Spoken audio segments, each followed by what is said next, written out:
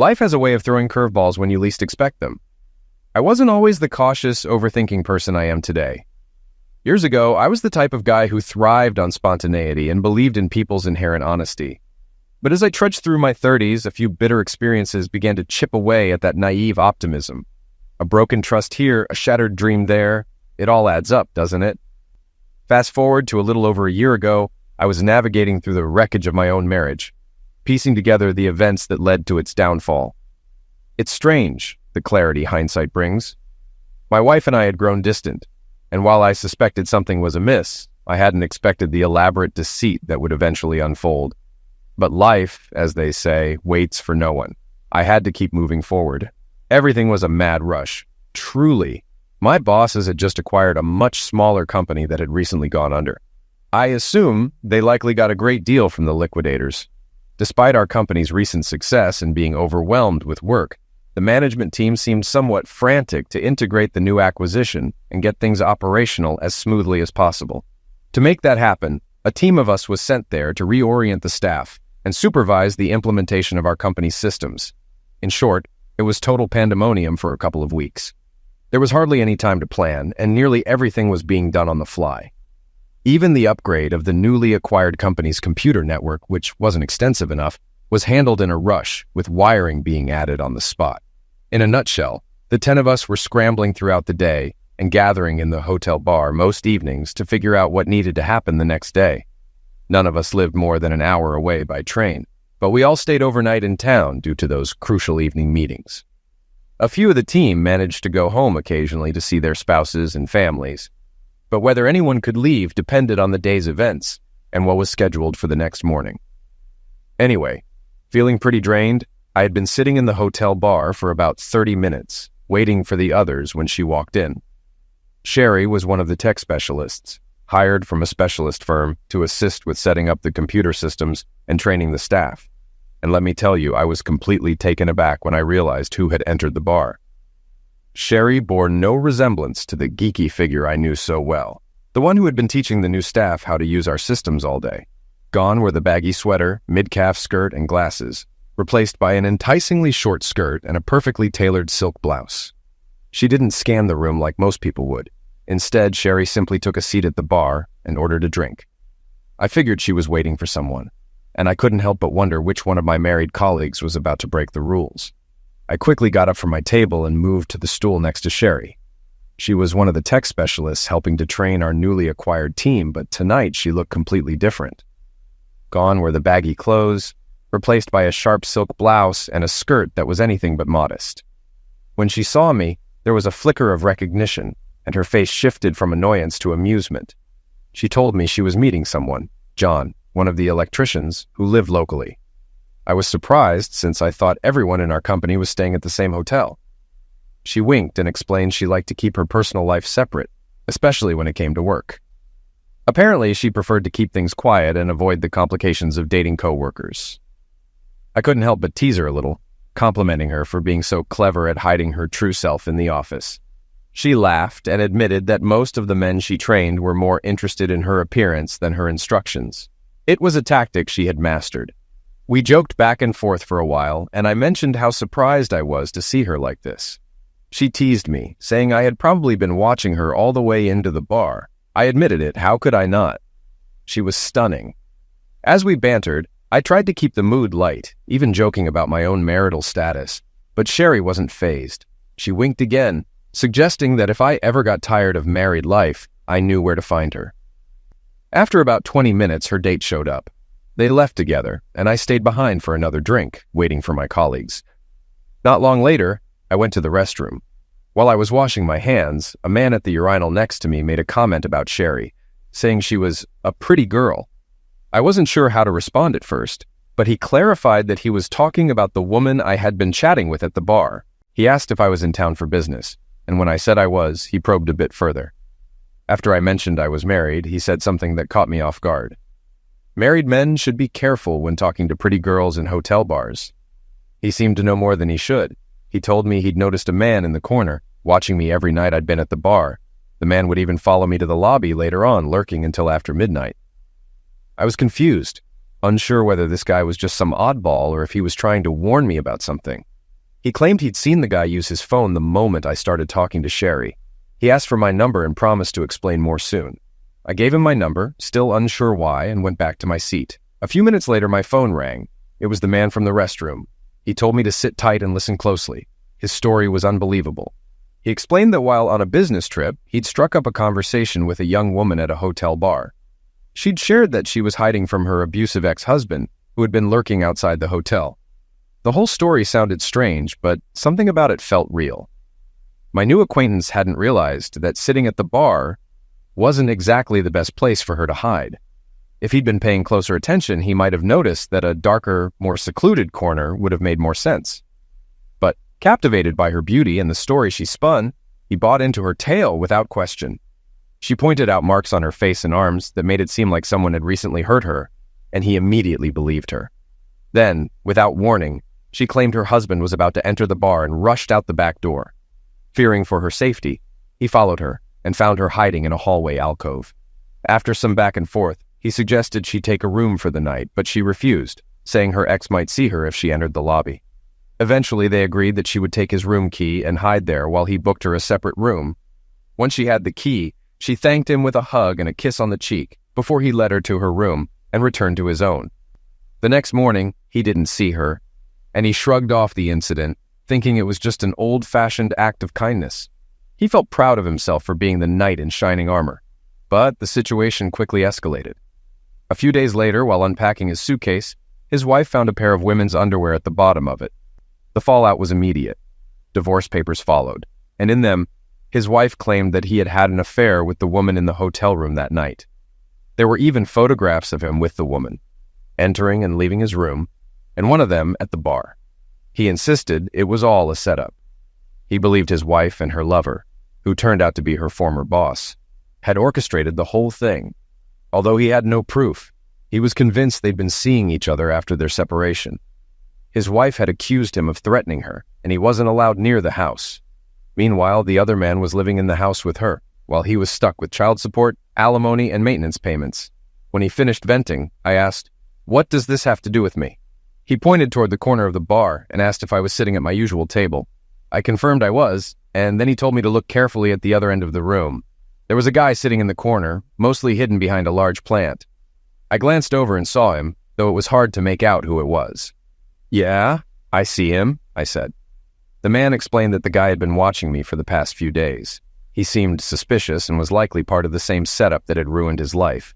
He warned me not to get caught up in something like he had. I was skeptical, but the guy seemed genuine. He continued, saying that the man was not a guest at the hotel, but had been following me into the lobby each night, and leaving around 1 a.m. I dismissed it at first, brushing it off as coincidence. "It must just be a coincidence that we've been arriving around the same time," I said. "No," he insisted. "He doesn't stay here. He leaves after 1 a.m., but I can prove it.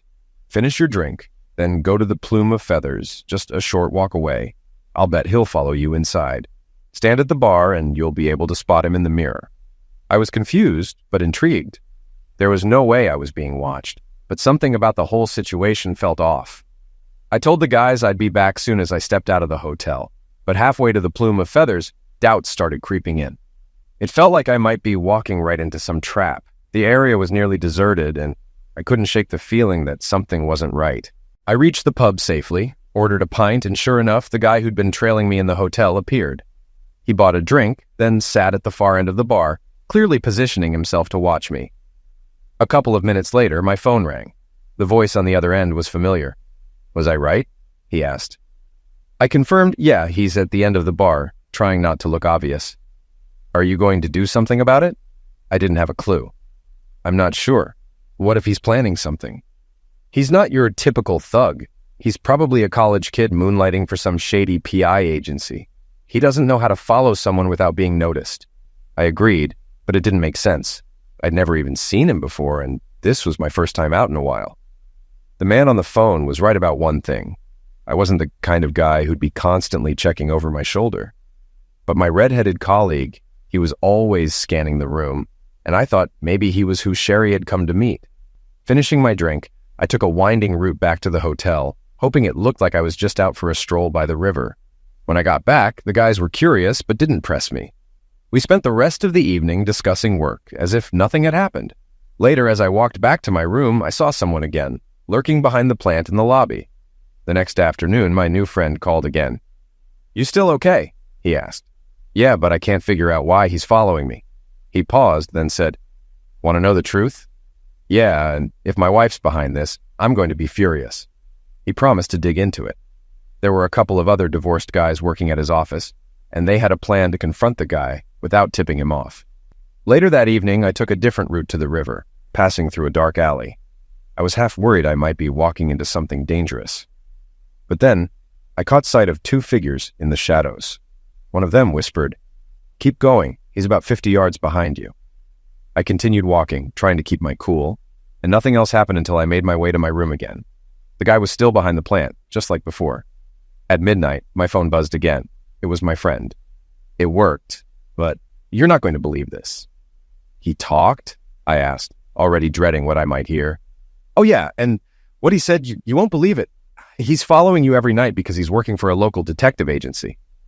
"So what's the deal?" "It's not about you, really. They want to know which train you take. If you go north, he's done for the night. But if you go south, he's supposed to call someone immediately." I froze. "South? I live on the south coast." The guy on the phone continued, "Right, but why would you take a train going north?" "My sister lives up that way, about a half hour from here," I explained, my gut sinking. The man's tone changed. "That's bad news. Do you want the number he's supposed to call?" "Yeah, text it to me. I'll send it as soon as we hang up. What are you going to do?" "I'm going to see my sister tomorrow night," I said, already planning. "Need any backup?" he asked. "That would be great. I have no idea what I'm walking into." "Text me the train time and we'll meet you at the next station. My friends will be with me, but don't acknowledge them. They're strangers to you. It's safer that way." "Really? Why?" "They're ex-husbands, and they don't mind taking care of business. Just give them a nod, and they'll handle whatever comes up." I wasn't sure what he meant by handle, but I got the picture.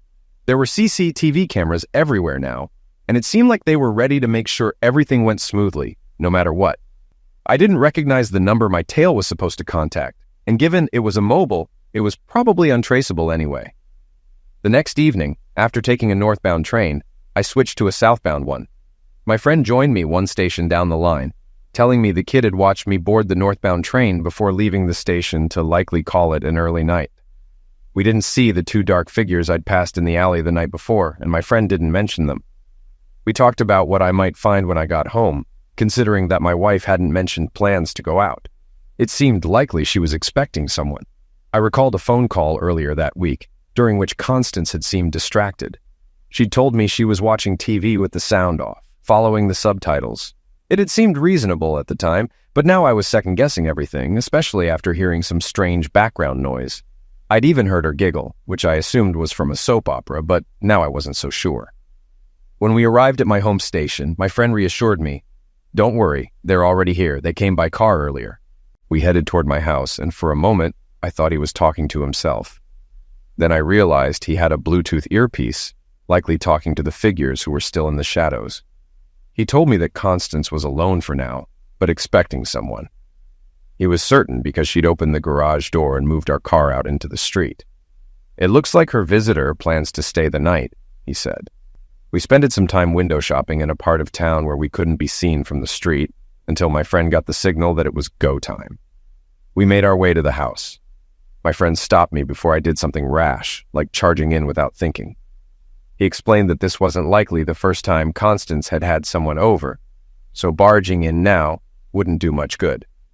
We needed to give them time to settle into whatever they were doing so I could gather evidence for a potential court battle.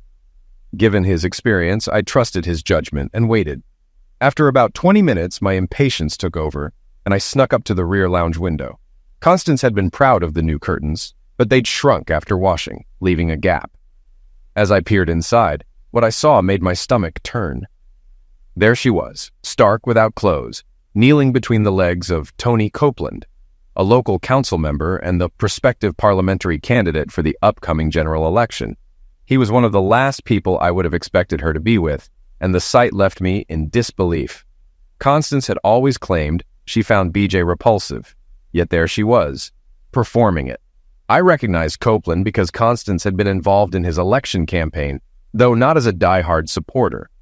Ever since, I'd wondered if their affair had started because of that campaign, or if her involvement in politics had been a result of their affair. But it was a question I'd likely never get an answer to. Before I could process everything, my friend pulled me away from the window. The last thing I saw was Constance's head bobbing up and down as Copeland tangled his hands in her hair. My anger flared, but what made it worse was the fact that Constance had always claimed to be repulsed by the very act she was now engaged in. Once we were safely out of sight of the house, my companion handed me a small video camera with a lanyard to wear around my neck. He explained that once we were inside, I needed to keep the camera focused on Constance and Copeland. If Copeland attacked me, I was to drop the camera and defend myself. The camera would still record, even if it hung from my neck. He stressed that I was not to make any threats of physical violence, no matter what. If he comes at you, do what you need to do, but don't strike first, he said. I'll keep this camera on both of them and you. We'll have proof you didn't initiate anything. 2 cameras? I asked, surprised. Yeah, I sell video equipment wholesale. Didn't I tell you? No, you've told me nothing about yourself. I don't even know your name. Better that way, if things go south later on, he shrugged. After sneaking into the garage and deflating Copeland's car tires, we slipped through the fire door and into the kitchen. From there, we could clearly see and record the action in the lounge, where Copeland was now returning the favor to Constance. I had to fight every instinct not to rush in and do something I'd regret, like kicking Copeland's head in. But my companion reminded me that violent actions would only hurt my case in the long run. He warned that getting arrested would be far worse than waiting to gather evidence. Somehow, Constance didn't notice us filming from the kitchen. As we watched, Copeland grew impatient and climbed on top of Constance despite her protests. You haven't even gotten me off yet, she complained, but Copeland ignored her, saying he couldn't hold back any longer. Their conversation made no sense, with Copeland intermittently calling her a freaking witch, and Constance repeatedly yelling, "Oh, screw." It was jarring to hear Constance, who'd never used such language before, especially during our own intimate moments. Then, a phone on the coffee table began ringing, and Copeland paused, glancing at it briefly before tossing Constance onto the couch, pulling her on top and answering the call. To my surprise, Constance didn't stop. She continued moving on top of him as he spoke. As Copeland answered, Constance gazed at herself in the mirror on the wall. Oddly, it seemed she was staring directly at me and my companion through the reflection. My stomach turned.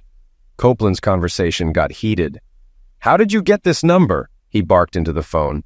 "I'm not making any statement to you or your paper." The conversation became increasingly absurd. Copeland grew defensive. "If you publish any of this, I'll have your job for you," he threatened. Constance froze, her eyes fixed on him, and then she looked back at the mirror, her expression changing.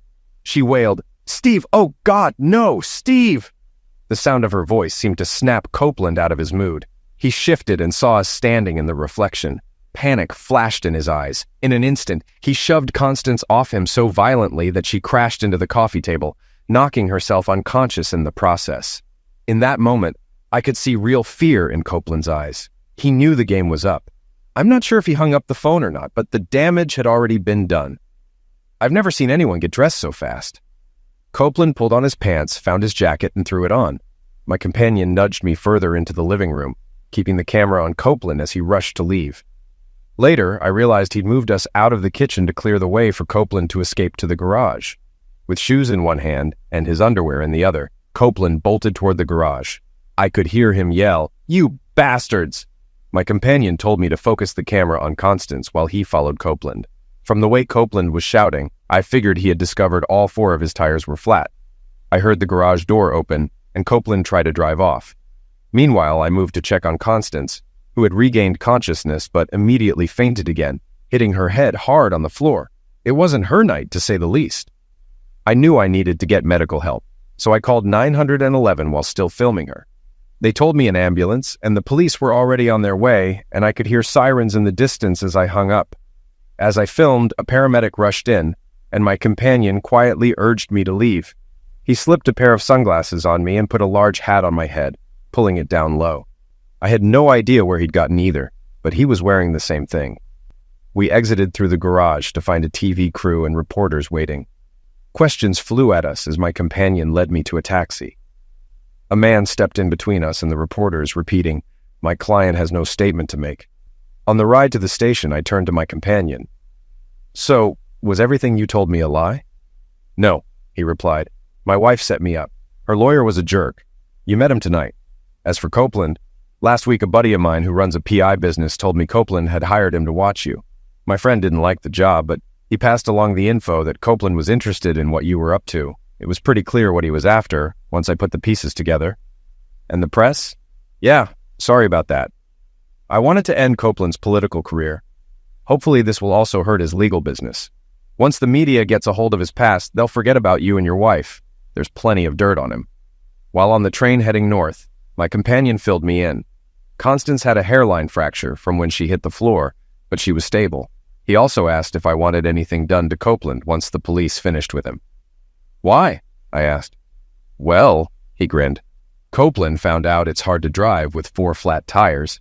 He crashed into a few parked cars before ending up in a shop window. Last I heard, the police carted him off in a van."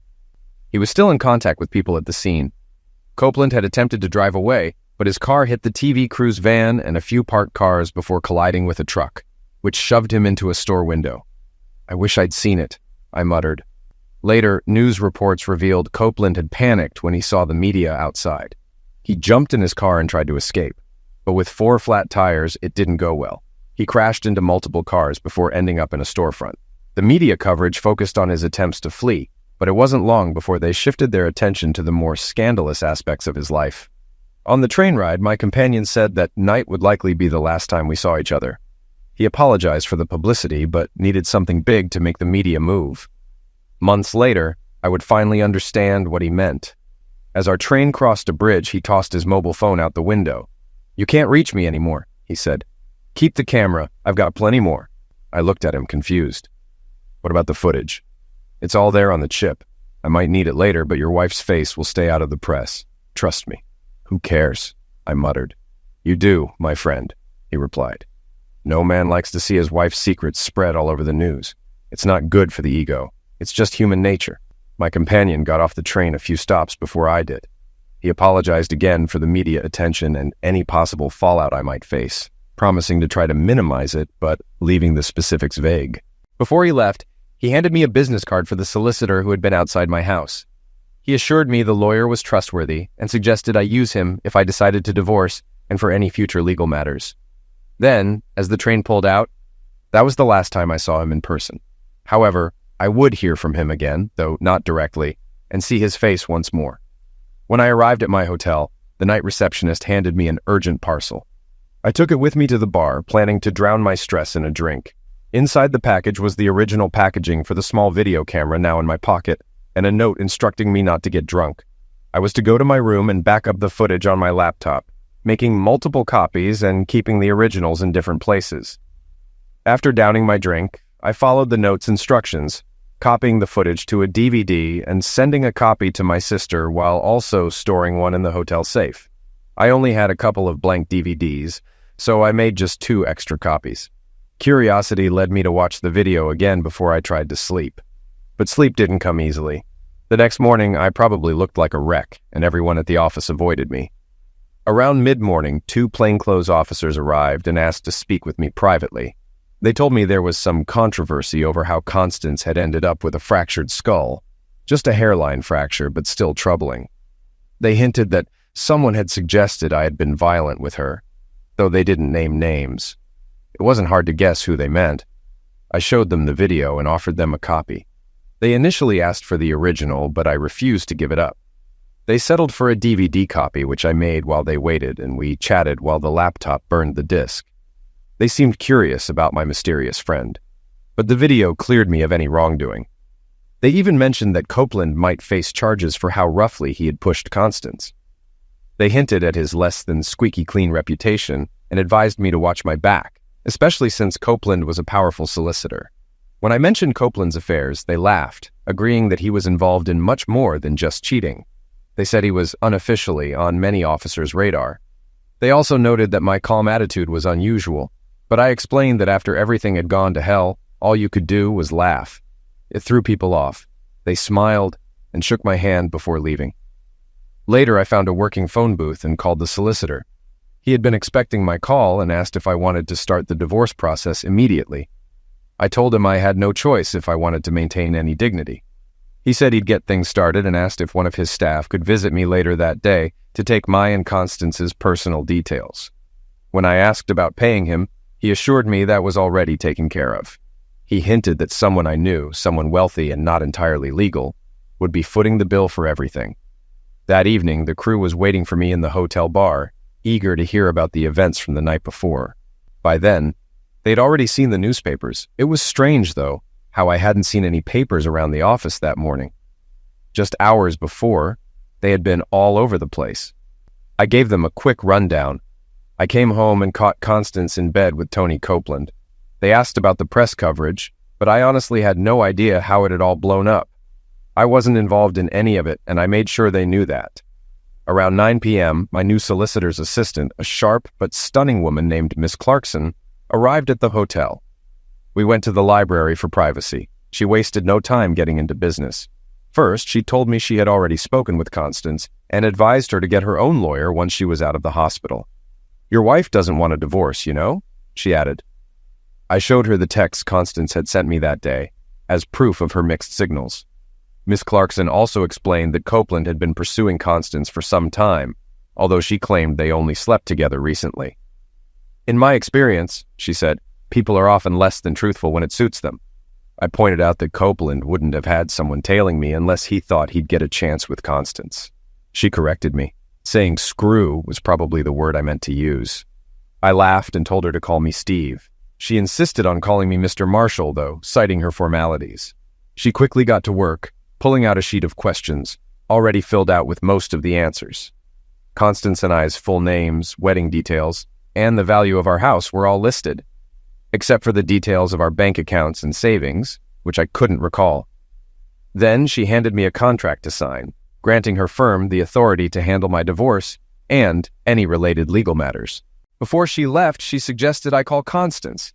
I made it clear that I had no intention of forgiving her, but I agreed to reach out. She also mentioned that Constance would be staying at her sister June's place. "The press is staking out your house," she said. "You might want to stay somewhere else this weekend." She added that my employer was keeping my whereabouts vague, though I wondered who had arranged that. After Miss Clarkson left, the guys at the bar were eager to know about my visitor. They were taken aback that a solicitor's assistant had shown up at such a late hour, and they started questioning how much all this legal help was going to cost. I called June, Constance's sister. The conversation was short. She apologized for what had happened and hoped we could remain friends. Then she went to get Constance, calling her the silly daft cow as she left the room, pretty much summing up her feelings on the situation. A year later, I ran into June again while on my honeymoon in Malta, but that's another story. The press didn't find me until after the weekend I spent with my sister's family. They were very supportive and didn't ask for details. They'd likely seen everything in the papers already. When I returned to the hotel on Sunday night, I was served with an injunction. I didn't understand all the legal jargon, but Miss Clarkson explained that Copeland had obtained a court order preventing me from releasing any media from the evening in question, the night I caught Constance and Copeland together. I told her I hadn't released anything and didn't plan to. She reassured me that someone else had, and they were trying to embarrass Copeland. "You might be summoned before a high court judge tomorrow morning," she said, but she added, "Don't panic, we've got it covered."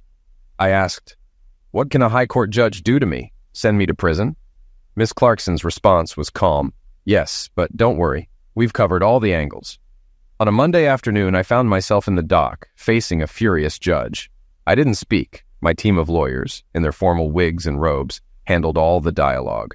They told the judge that an anonymous person had possession of 2 recordings similar to mine, filmed at the same time. To my surprise, a police photographic expert confirmed that the images weren't even from my footage. The 2 pictures, somehow leaked to the national press, depicted Tony Copeland. In one, he was peering around Constance's without-clothes body with a look of surprise, and in the other, he was putting his pants on while she lay unconscious on the floor behind him. Both images were taken in a way that Constance's face was either cropped out or blurred, making her unrecognizable.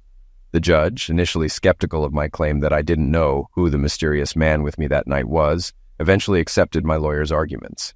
He reminded me that a court order had temporarily banned the publication of any recordings made that evening. Once the judge wrapped up, I was allowed to leave, though navigating the swarm of reporters outside was a struggle. Copeland had sought an emergency injunction, arguing that he expected privacy inside a private residence. The media fought back hard, and I suspect my lawyers helped them. When the case came before the full court, the judge dismissed the injunction, ruling that since the property was mine and Copeland wasn't a resident, he had no reasonable expectation of privacy in the common areas. Additionally, because I was involved in the recording, Copeland had no right to block it from being made public. Despite the legal battle, the press coverage of the story only grew. Every major outlet featured the images, and the sensational headlines like "Caught in the Act" and "A Coward's Retreat" painted Copeland in an unflattering light. It was clear the person who had leaked the photos was meticulous in ensuring Constance's identity stayed hidden. After the court drama, life settled back into a routine. I finished my second week at the new office, then went back to my house, only to find I couldn't stay there. I moved into a small hotel nearby. Meanwhile, Miss Clarkson contacted me to let me know Constance's lawyer had reached out. It seemed the press had found her, and she was under heavy scrutiny. The lawyer also shared that Constance wasn't seeking a divorce, but would agree to the terms I had proposed if I insisted. It seemed like she was just trying to get the whole thing over with, perhaps hoping the press would leave her alone afterward. But by the time our divorce actually came up, the media had already moved on to other stories, although it did get some coverage in the local papers.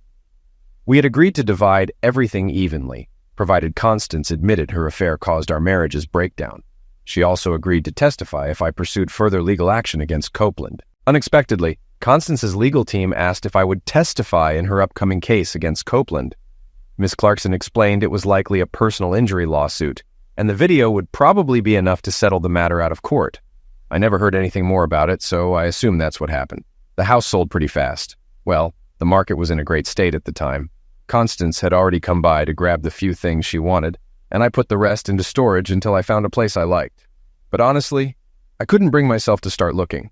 Staying in a hotel may not sound like much fun, but you get used to it. It's less hassle, no need to cook or clean, and it ended up being cheaper than paying a mortgage. Plus, I had free parking right in the heart of the city. Every so often, a reporter would track me down, and I didn't mind chatting with them. They didn't seem too interested in Constance or me, though. They mostly asked about my mysterious friend. Unfortunately, I didn't have anything to share.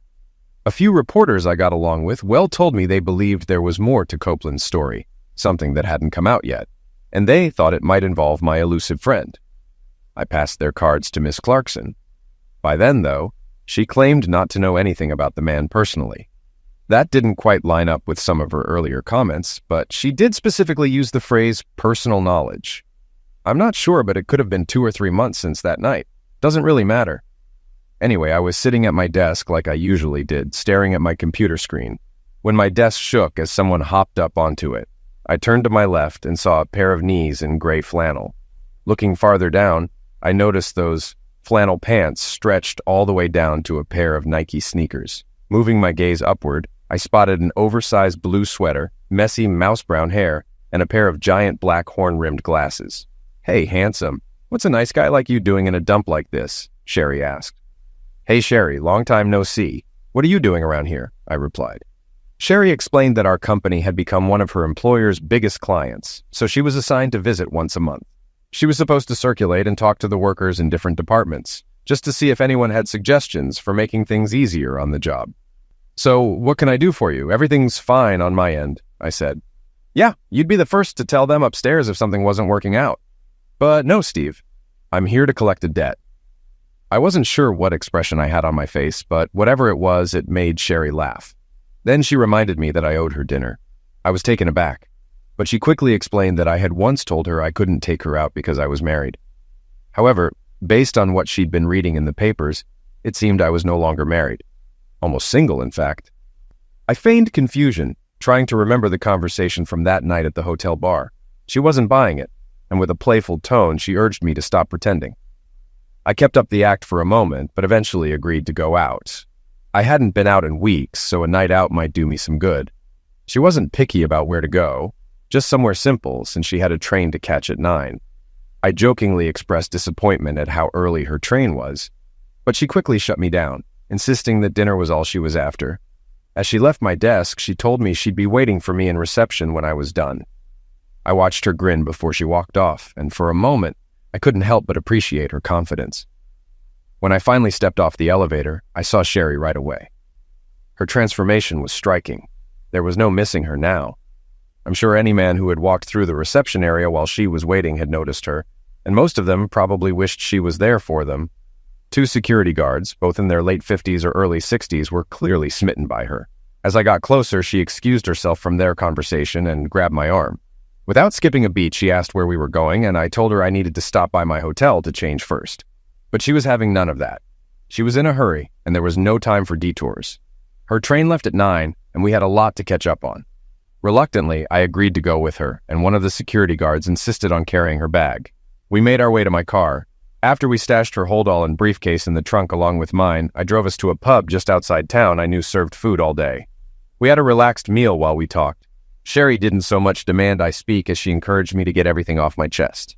I'm not sure what it was about her, but I felt like I could talk to Sherry, and I knew that anything I shared with her wouldn't be common gossip the next day. After I spoke, Sherry surprised me by shifting gears and getting straight to the point. She told me that I needed to make some changes in my life. The women in the office had noticed that I wasn't the same carefree person I used to be, and while they understood why, they missed the old Steve, the one who brought laughter and fun to the workplace. Sherry pointed out that for years, I had been the go-to person in the office when it came to advice, whether it was helping women pick out gifts for their partners or giving them advice about their relationships. Even some of the guys used to come to me for guidance on their marriages. She reminded me that unofficially, the women in HR told newcomers that if they had issues with any of the office gigolos and didn't want to file a formal complaint, they should come to me for a chat. But now, Sherry said, things had changed. No one seemed to talk to me anymore. I was walking around the office like I had a permanent bad mood, and people missed the old Steve who was easygoing and funny. She knew I was upset, but living in a hotel and isolating myself wasn't helping. She suggested that I get back out there, start dating again, maybe even ask some of the women in the office out. I hesitated, reminding her that she'd once told me it was a bad idea to date work colleagues. She smiled and reminded me that she had asked me out tonight, not the other way around. I finally understood her point. She said I needed to find a flat, get out more, and enjoy life again. She even joked about how she stayed away from office romances herself, but not for the reasons I might think. She didn't want to be misunderstood. I disagreed with her, of course, telling her she could never look cheap. Then she ordered her dessert, but not the most expensive one on the menu. After that, we ended up talking about Sherry's life. She was 22, which surprised me. I'd always thought she was younger, maybe 19, which now seemed a bit silly. I realized I'd known her for about a year and a half, ever since we opened the office in Wales. I hadn't really seen her as someone close to my age, partly because of how she dressed, more youthful, almost like a perpetual teenager. But that evening, when she dressed up for the young electrician in the hotel bar, I had finally seen her in a different light. After dinner, I drove her to the station for her train, and she thanked me for a great evening, saying we should do it again sometime. I must have agreed. The next day at work, I made an effort to smile more, even if it didn't come naturally at first. It seemed to work. After a couple of days, people no longer hurried to leave the break room when I entered, and those who'd been avoiding me started stopping by my desk to chat again. During lunch that day, I visited a few real estate agents and got a list of local furnished flats for rent. I wasn't quite ready to buy, but I figured renting would be a good step. If living alone didn't work out, I could always go back to the hotel. That Thursday, I received an interesting call from Miss Clarkson. She opened with an offer. "How does $250,000 sound to you, Steve?" I was confused at first, so she explained that Copeland was upset about the negative press and had something to hide. The media buzz was dying down, and now they were considering a possible alienation of affection lawsuit. Constance's legal team had likely threatened something similar, but it wasn't certain. Initially, Copeland's people had offered $50,000 to make the issue go away, but now the offer had increased to $250,000. There might even be room for more if they pushed it further. I encouraged Miss Clarkson to take the offer and squeeze them for all they could get, but I also suggested settling out of court. While Constance wasn't my favorite person, I didn't want to cause more embarrassment, especially in a public trial. She agreed, noting that the press would probably get wind of the settlement anyway. We both agreed that an undisclosed sum was as close to admitting guilt as Copeland could get, though I didn't quite say it in those words. Within a few days, Miss Clarkson informed me that I would soon receive a payout of £300,000 once I signed the necessary documents. I immediately went to her office to finalize everything. While I was there, she casually mentioned that Constance was likely planning to buy a new house, likely with cash. Miss Clarkson wasn't entirely sure what Constance had used to back her case against Copeland, but she suspected it was some sort of personal injury claim. About a week later, I found myself moving into a pretty decent apartment. Although it was farther from the office, the benefit of free parking made it worthwhile, as spaces were scarce in the area. The apartment was a one-bedroom unit with a spacious living and dining area. The kitchenette was surprisingly well equipped, and the washer and dryer were conveniently placed in the bathroom, but it was big enough that they didn't really stand out. Whether it was the money Copeland had deposited into my account or just taking Sherry's advice to heart by the end of the month, I was feeling much better. I even started joining some of the guys for a drink after work now and then. One afternoon, while showing my boss Bob and a new colleague a spreadsheet I had been working on, my computer suddenly froze and the dreaded blue screen appeared. Text started appearing one letter at a time in the corner, and I quickly realized it was Sherry messaging me. Panicking, I tried to manage the situation without causing a scene, but Bob, curious about the interruption, began typing a reply himself. Sherry confirmed our dinner plans for that evening, and the exchange ended as quickly as it had started, with my spreadsheet reappearing. Bob brushed it off, commenting that Sherry seemed like a nice girl. Our new colleague, clearly confused, asked who she was, and Bob jokingly encouraged me to stop overthinking the age difference between us.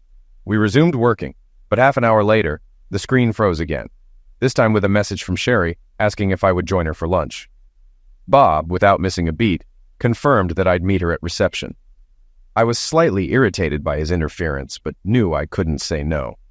Bob insisted that I had no reason to turn down a request from a lady, reminding me that the old me would have agreed without hesitation. We got back to work, and I couldn't help but wonder if Bob was right. I soon figured out why Sherry had asked me to lunch. She brought a colleague with her, a guy who clearly had an interest in her. He wasn't too thrilled to see me there, likely disappointed to learn that Sherry and I were having dinner later, so he wouldn't be traveling back with her. Sherry did a good job of keeping her distance from him. Though I was surprised, he didn't seem to take the hint. Perhaps he thought too highly of himself, which isn't uncommon for some younger guys. Later, when Sherry wasn't around, I took the opportunity to speak to him privately in the server room. As I walked back to my floor, I realized it had been quite a while since I'd had to deal with one of the office ladies' men. When I met Sherry in reception that evening, she looked just as great as always. The security guard was kind enough to carry her bag to my car, and Sherry told me her lunch companion was new to her company but knew her from college. She also thanked me for whatever I had said to him earlier that day. Later we went shopping, though I spent more time waiting around than actually enjoying myself. After a long day of shopping, we grabbed a quick meal at a fast food place. By the time we finished, I was exhausted from all the walking. I'll admit, I did enjoy watching Sherry try on outfit after outfit, especially the skirts that seemed to get shorter with every change. It got to the point where I had to tell her. One of the skirts was bordering on inappropriate, and of course, she bought it anyway. If I'd known that earlier, I wouldn't have been so hungry when we finally sat down to eat. Over the next 6 months, my divorce was finalized, and I began adjusting to life on my own. I still hung out with some guys from the office occasionally, but most of them were younger and looking for fun. While I wasn't exactly uninterested in dating, I just couldn't find anyone who caught my attention. My regular outings with Sherry, though, became a routine. While I wouldn't call them dates, they were definitely a chance for us to talk. Sherry would tell me about her life, and I'd share bits of mine. She often teased me for not asking certain women out, thinking that if I mentioned them, I must be interested. It wasn't that I wasn't interested. It was just that dating didn't seem appealing anymore. I was starting to feel my age. One morning, as I walked to the office, a headline in the newspaper caught my eye. Copeland had been arrested the day before. I bought a copy and skimmed the article, though it didn't say much due to sub judice laws. Copeland had been charged with conspiracy and perverting justice, along with a long list of others who were also arrested. Several ex-spouses had been caught up in the scandal, one of whom faced multiple perjury charges. The article mentioned that several more individuals were expected to be extradited, and that 12 divorce settlements were being reviewed due to possible fraud. It seemed that Copeland's case involved a pattern of women, including one in particular, making false claims about affairs with husbands and wives, leading to significant financial settlements. A few days later, I saw my mysterious friend again in the background of a news clip. The report confirmed that Copeland and his co-conspirators had been found guilty. The next day, Sherry showed up unexpectedly. Usually she came by on Thursdays, but it was a Tuesday. She had theater tickets in hand and immediately invited me out to dinner, followed by a show. Despite the late hour, she insisted she wouldn't miss her train, promising her dad would pick her up if necessary. Dinner and the show were great, but when we arrived at the station, we realized that there were no trains heading north until 5 a.m. Sherry cursed when she realized she'd missed the last train by a few minutes. She quickly decided that she'd just stay over at my place, claiming she'd take the sofa even though I offered her my bed.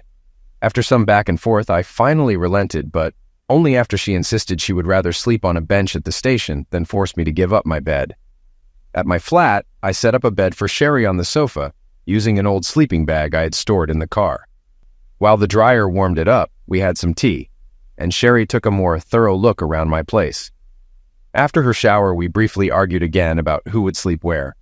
But eventually, Sherry put her foot down, threatening to return to the station if I didn't let her sleep on the sofa. After I showered and said goodnight, I went to my bedroom. Sometime in the night, I woke to find someone gently blowing in my ear. I called out, thinking it was Sherry. She responded, and I realized she had somehow ended up in my bed. I asked if she was sure about being in the wrong bed, but she just teased me about our age difference. She jokingly mentioned starting our married life on the wrong foot if I kept bringing it up. I didn't say anything more, but it was clear this was a new and unexpected turn in our relationship. It wasn't exactly a shock when Sherry didn't rush off to catch an early train the next morning. By then, I had figured out that she had planned everything with surprising efficiency. As we walked to the office, she explained that she was in town for 4 days, training a new intake of staff in the accounts department. In fact, she didn't leave until Sunday evening, and during that time, she mentioned there was an opening in her company for a position that would have someone assigned to work with me part-time. It's not full-time, she clarified. Just 3 days a week, and the hours are flexible. Perfect for juggling school runs and that sort of thing. Kids? I blurted, shocked. Of course! I'd like to have at least 2, and you'd make a great dad, Steve. Well, that's a relief. For a second, I thought you were going to say 12. I joked. That's what I love about you, she replied. You always see the funny side of things. We were on our honeymoon, in that peaceful in-between moment when you're too wired to sleep, but too exhausted for round 2. As we lay there, I couldn't help but ask, Sherry, how long had you been planning to marry me? She laughed softly. Good question, old man. You could say it all started when I saw that headline about your ex-wife and Copeland in the papers. That early? I asked, surprised. Yes, but if you want to call me devious, you might even wonder about my choice of that particular hotel for dinner with John. I had my eye on you for a while, Steve. I'm going to have to keep an eye on you, huh? Yes, old man, but don't confuse me with Constance. When I know what I want, I go for it, and I won't risk losing it. I mentioned earlier that Sherry and I ran into June on Malta, and she shared some interesting insights. June told me she had always thought Constance had a submissive side, which Copeland must have recognized and manipulated. From following the news, June believed that many of the women caught up in Copeland's divorce scheme seemed to have been under his influence in some way. I hadn't paid close attention to the details of the case, so this was new to me. Whatever it was, June continued, Copeland sure knew how to twist these women around his finger. But Constance sued him, didn't she? I pointed out. June nodded. Constance is my little sister, Steve. I've always taken care of her, and maybe that's part of the problem. I pushed her into that court case. I don't think she would have had the courage to follow through on her own. But when Copeland caved and settled out of court, that was a relief. I'm not sure how Constance would have handled facing him in court. By the way, is that your new wife? June asked, smiling as she looked at Sherry. Yes, it is. Sherry chased me down and caught me, I replied with a grin. June's smile widened. She made a very good choice.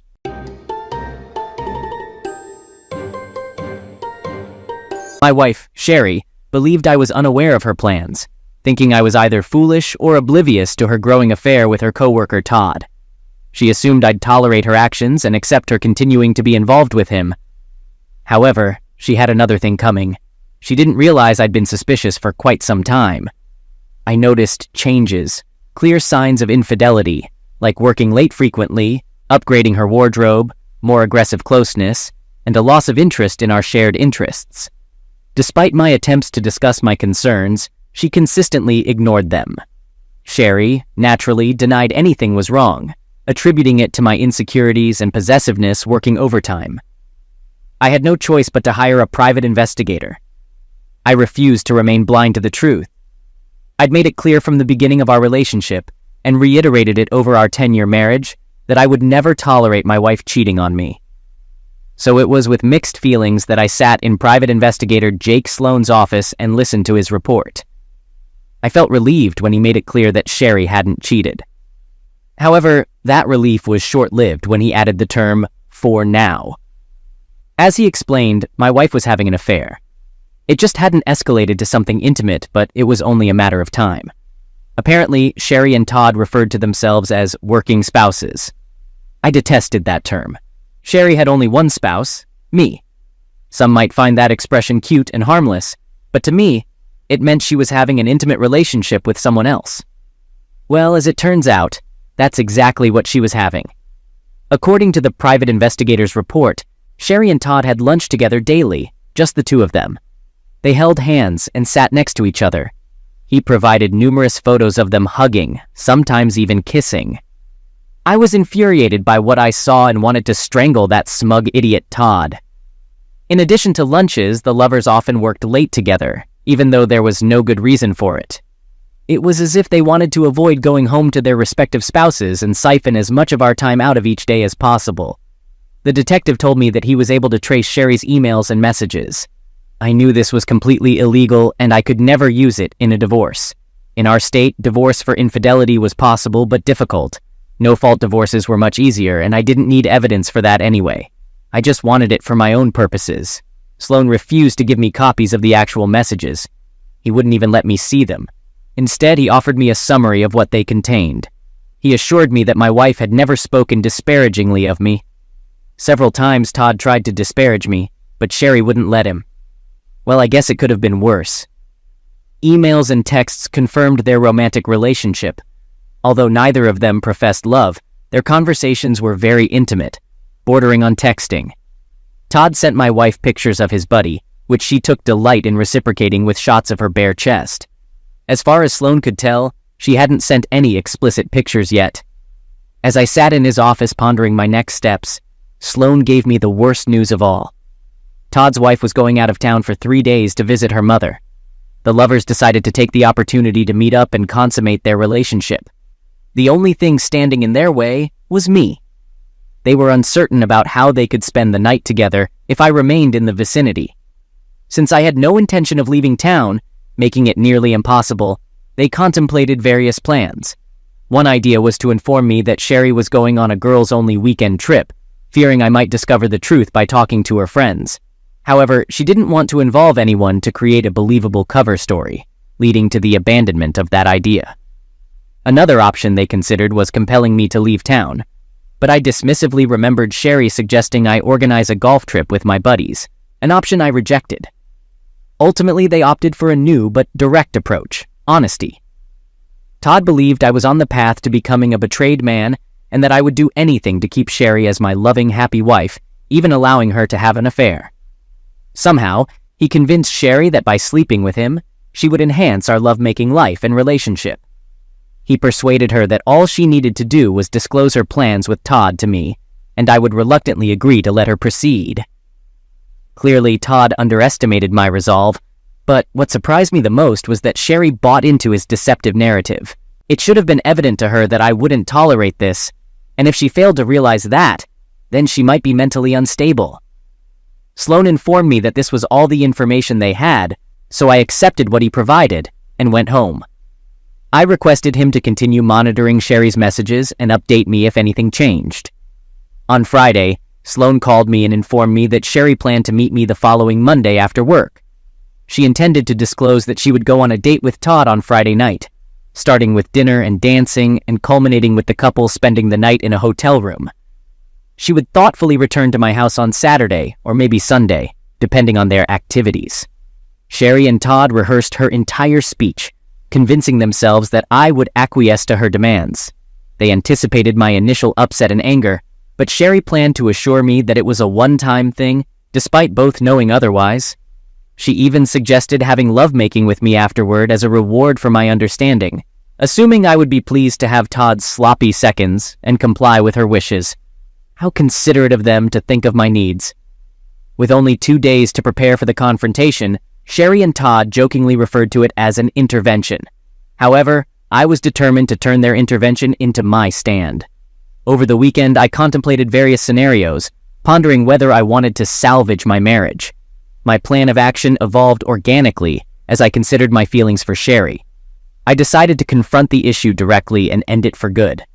Initially blissfully happy when we first got married, Sherry and I spent all our time together, sharing everything we had experienced in life. She was my best friend and my best lover, but somehow it all seemed to disappear.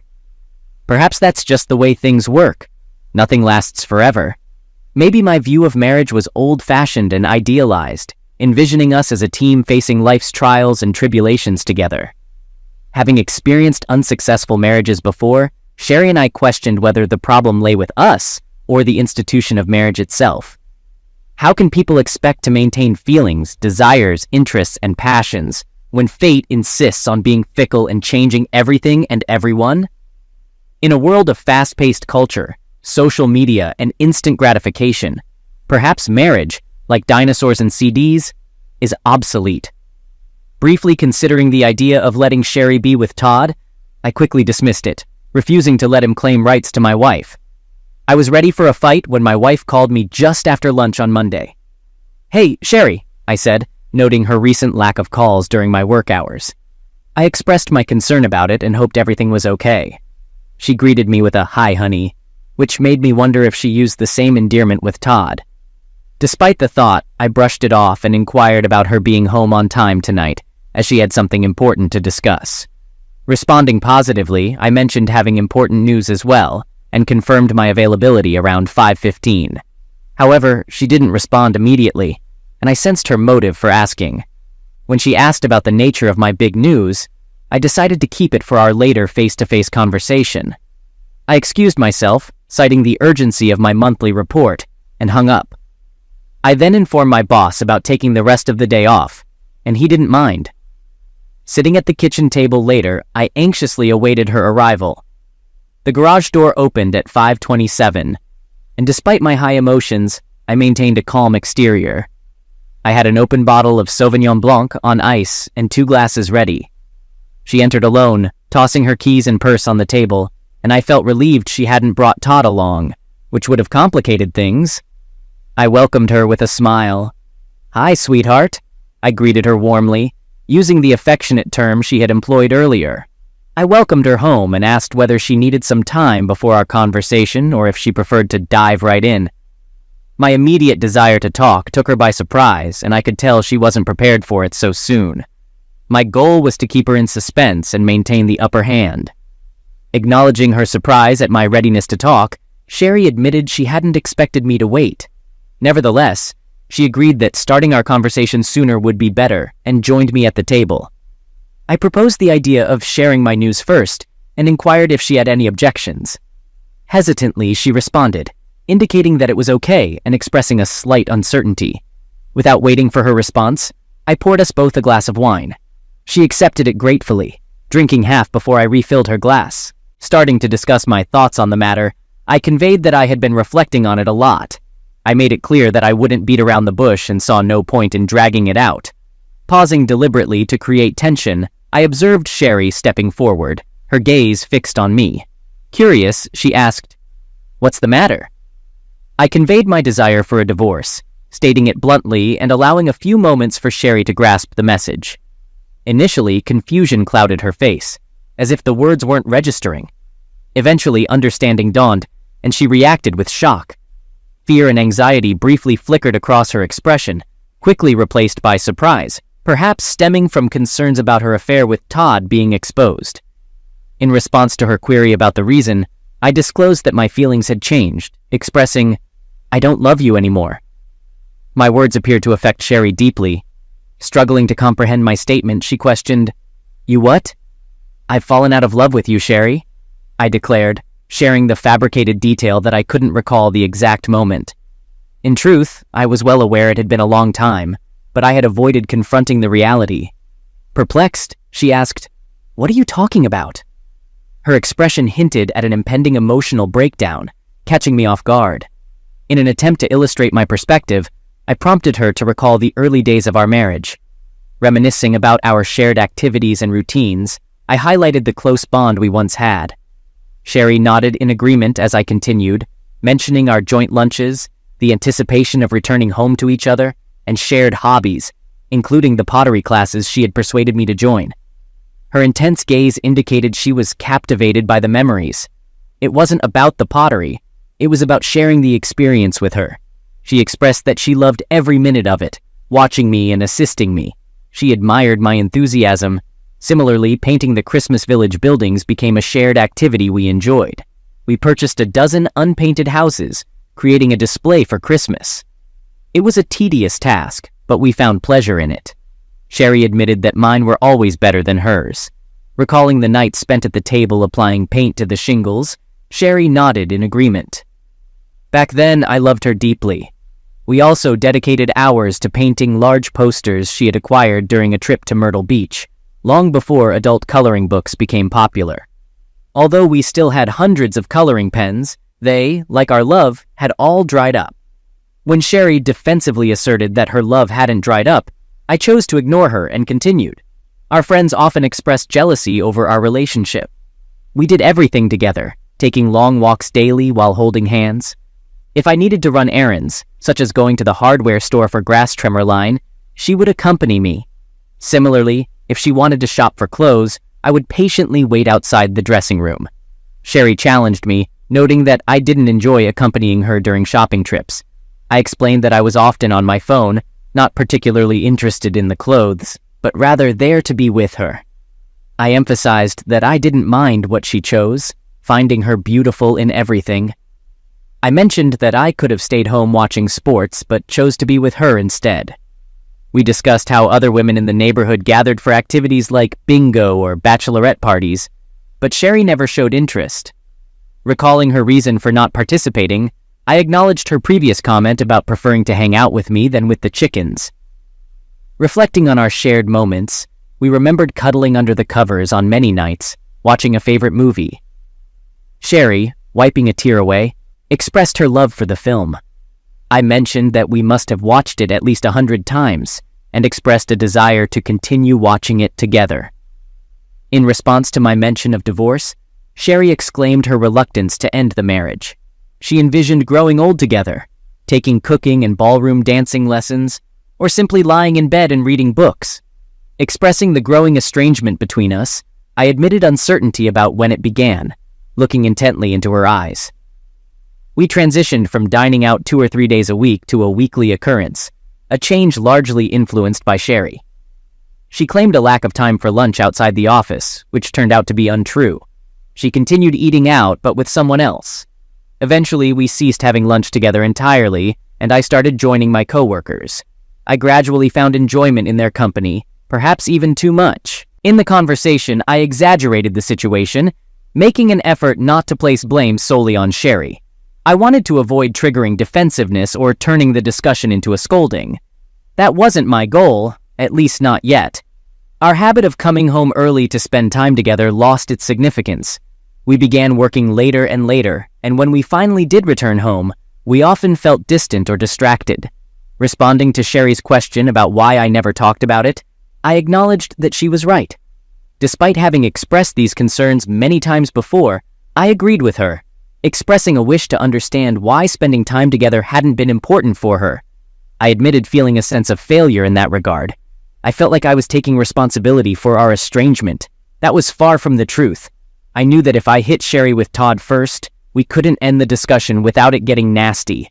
I would never make her see my side of things. I'd be the controlling, jealous idiot before I revealed what I knew. I wanted her to remember what we had and think about her role in destroying it. Gradually, we stopped doing almost everything together.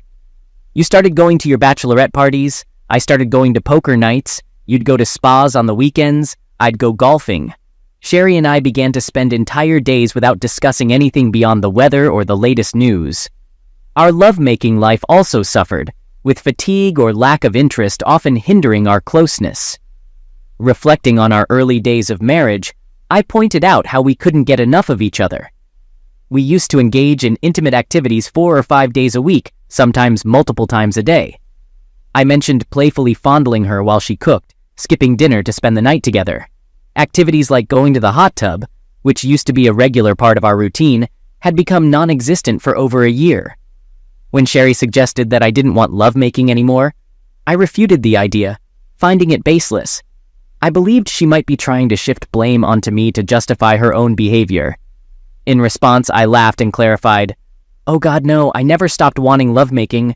I'm just as eager now as I was 10 years ago. I simply stopped wanting lovemaking with you." I knew that would hurt deeply. She thought she had rejected me physically, and here I was telling her that our lack of lovemaking was because I didn't want her.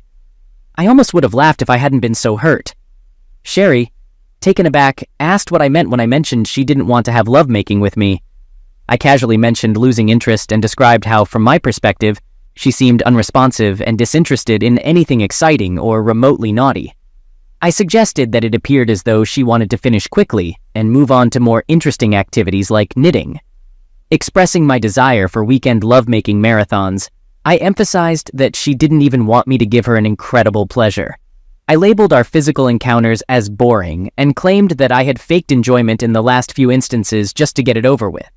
When Sherry objected, claiming that I came inside her, I reminded her that she insisted on using contraceptives, despite being on birth control. I explained that she never paid attention to the contraceptives, making it easy for me to fake it by humming, rolling off, and disposing of the empty contraceptive. Her reaction was one of shock and embarrassment, and I admitted that my plan had worked.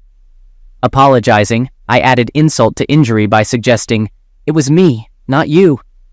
She stared at me for a moment, her face flushed, tears dried. I wasn't sure if her expression reflected anger, frustration, or embarrassment. In an attempt to ease the tension, I refilled her empty glass, and she took a big sip.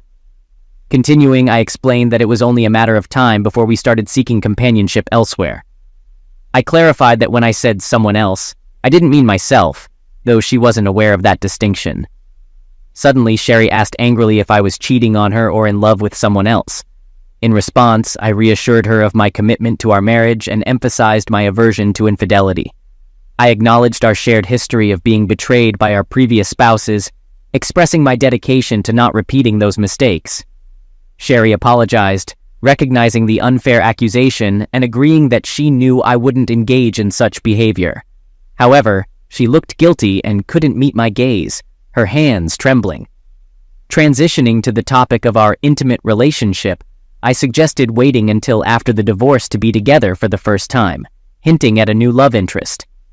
I then revealed my big news, stating that I had met with my lawyer and finalized the paperwork. I informed her that she would be served with divorce papers on Friday. In response to her desperate inquiry, I reiterated that she would indeed be served on Friday, attempting to conceal a smile.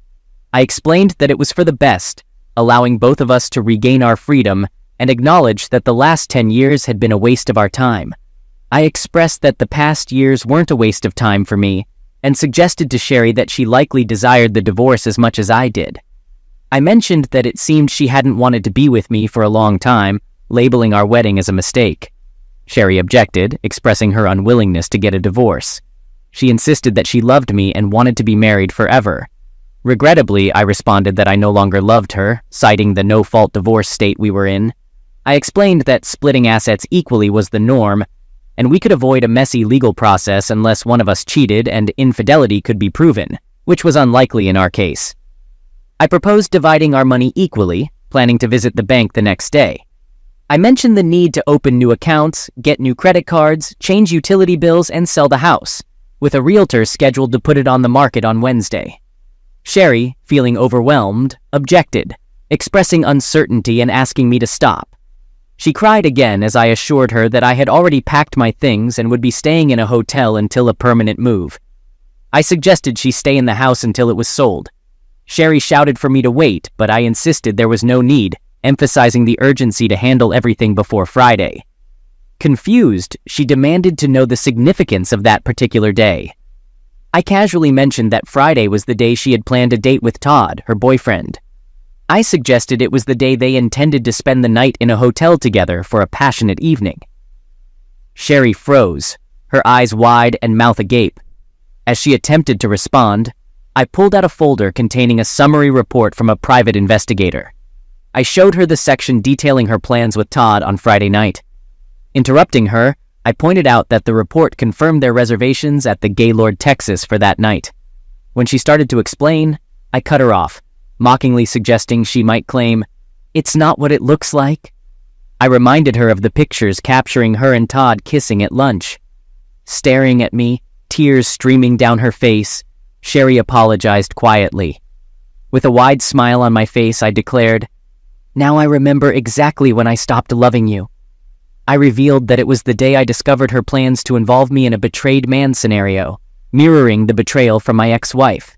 She blurted out an apology, desperately trying to convince me that she didn't love Todd. According to her, the rendezvous with him was just a fling to rekindle our relationship. She assured me that after spending the night with Todd, we would spend the rest of the weekend having passionate love-making. She claimed Todd said it would turn me on and revitalize our sensuality. I countered, expressing my skepticism about revitalizing our lovemaking life by being with someone else instead of having it with me. I questioned the logic behind her actions. She attempted to change tactics, mentioning that Todd said I would be okay with it if it made her happy.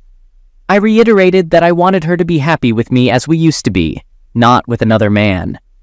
I couldn't fathom how she thought I would be okay with such a proposition, given my clear stance against infidelity. She tried to justify her actions by claiming it wouldn't be infidelity since she would have my permission. Firmly, I stated that it would never happen, realizing that I should have understood that from the beginning.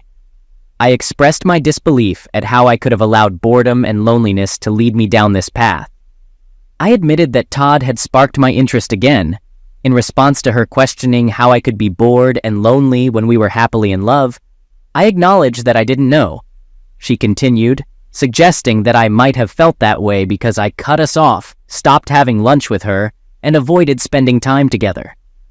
She accused me of choosing to put myself in that position and spending time with Todd instead of her, creating a situation where both Todd and I were bored and lonely. She denied the accusation, insisting that she couldn't believe she would have intentionally distanced herself. She recounted how I had told her I was too busy for lunch, and on one occasion, I had even texted her to go without me.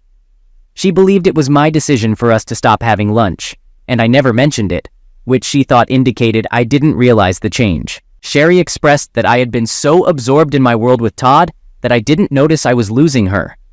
She declared that she didn't want Todd. She wanted me and us to be the way we used to be. Apologizing, she admitted to screwing up and giving up on us. I insisted it was too late, shaking my head in disagreement. Sherry pleaded, promising to quit her job, work elsewhere, and never see Todd again. She professed her love for me and claimed she hadn't cheated because they didn't have lovemaking. She acknowledged her foolishness, stating that Todd meant nothing to her and begging me not to leave.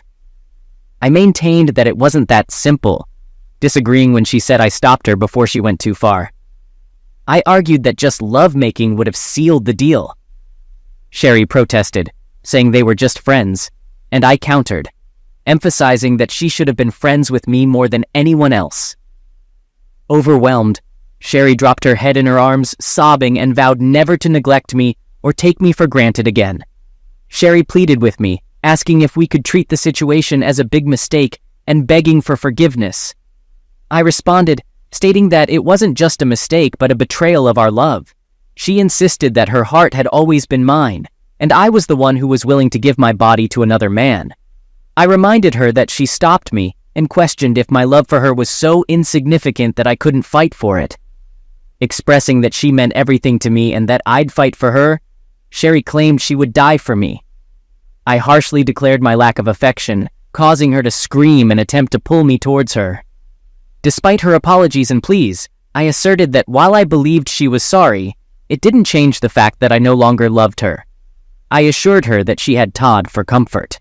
Upon her revelation that Todd was married and only interested in a physical relationship, I grinned and suggested that his wife might have something to say about that.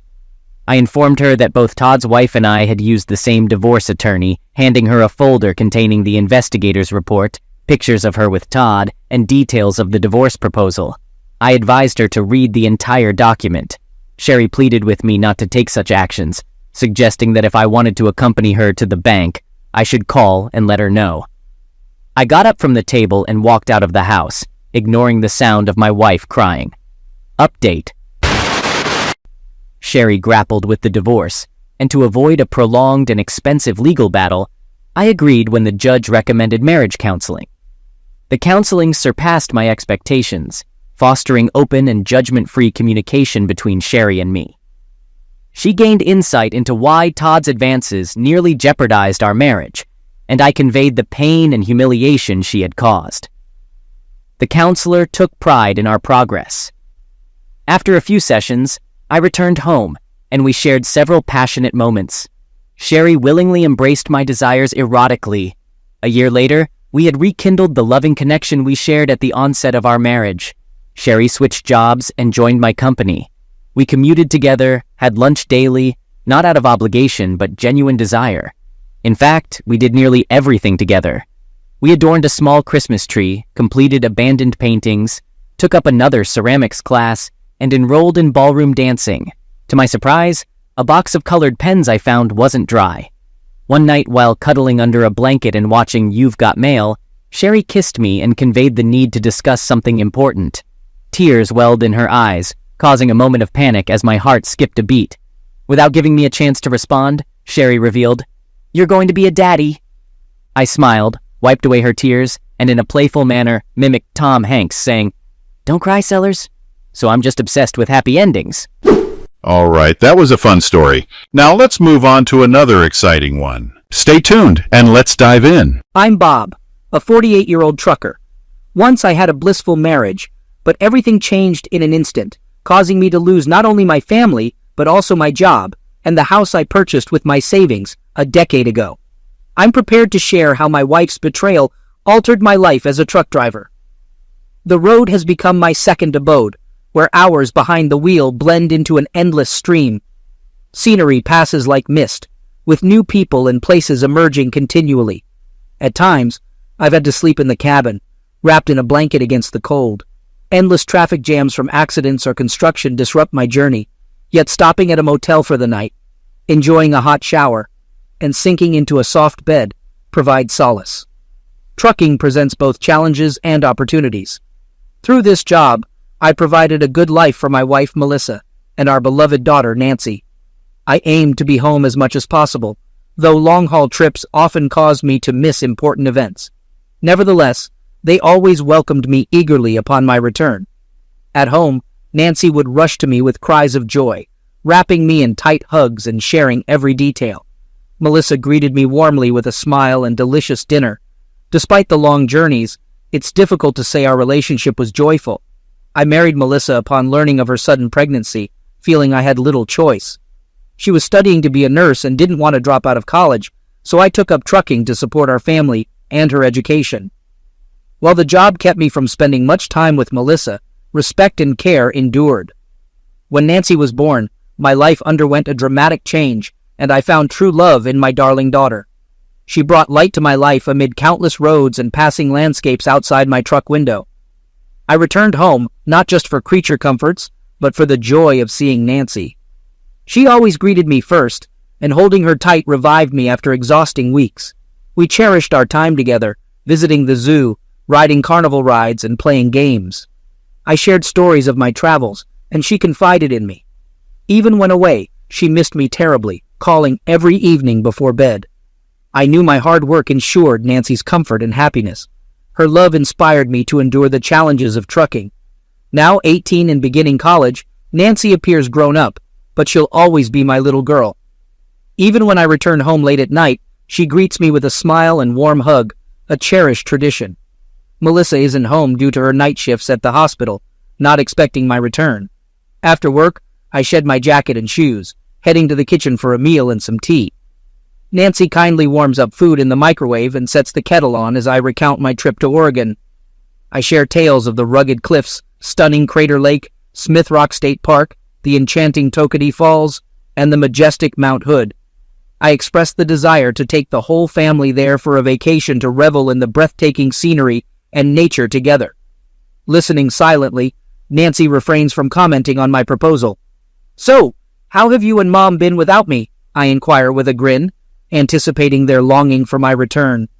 To my surprise, Nancy's eyes brim with tears. "What's wrong?" I ask, alarmed. I've always struggled with others' tears, especially my daughter's. Suddenly she sobs and embraces me, burying her head against my chest as she did when she was younger. "It's been tough at home without you," Nancy whispers. Her words startle me. It appears that while I've been traversing the long, monotonous roads, my wife has been entertaining a stranger at home. Iron, as he's called, claims to be a co-worker and friend, but his presence unsettles Nancy.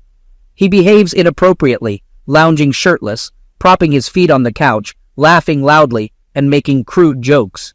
He helps himself to others' belongings without permission, rifling through my books, tools in the garage, and kitchen cabinets.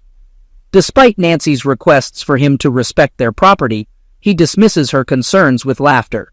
His presence makes Nancy feel unsafe in her own home, turning it into the abode of an unwelcome guest who behaves as if he owns the place. When he visits, Nancy locks herself in her room, but his booming laughter and conversations with her mom still reach her ears. She's deeply troubled by her mother's sudden disregard for their once orderly, cozy, and harmonious home in the presence of a stranger. Matters escalate when Nancy reveals that this man enters her room unannounced, rummages through her belongings, and asks intrusive questions about her personal life. He also makes inappropriate comments about her appearance. Despite Nancy's attempts to discuss the issue with her mother and requests to stop inviting this person, her pleas fall on deaf ears. Since his arrival, her mother has neglected Nancy, focusing solely on him. In my mind's eye, I picture my return, longing to restore the tranquility of our home. I vow not to tolerate such behavior under my roof. Suspicions of my wife, Melissa, cheating with another man send shockwaves through me, igniting a storm of anger and fury. Though tempted to release my pent-up rage by smashing or breaking something, Nancy's fearful gaze tempers my anger momentarily. I resolve to handle the situation tactfully, planning to catch my wife red-handed and confront the intruder who dares to invade my home and pester my daughter. I message Melissa, feigning a delay on the road and booking a nearby motel room just a block away. The plan is simple. If the lover returns, Nancy will alert me, and I'll rush back immediately. Thankfully, I didn't have to wait long. Just 2 days later, my daughter phoned, and I rushed home to confront the situation. Trying to contain my trembling from the surge of tension and adrenaline, I stealthily entered the house through the back door, heading straight for the bedroom where laughter and voices could be heard. After a tense moment of anticipation, the bedroom door burst open, crashing against the wall. Caught in the act, the lover and my wife were locked in a kiss, abruptly interrupted by my arrival. There was no denying my wife's infidelity now. Melissa appeared startled, almost unable to comprehend my sudden appearance. The intruder, clad only in pants, glared at me with suspicion and irritation, demanding to know who I was in a rude manner.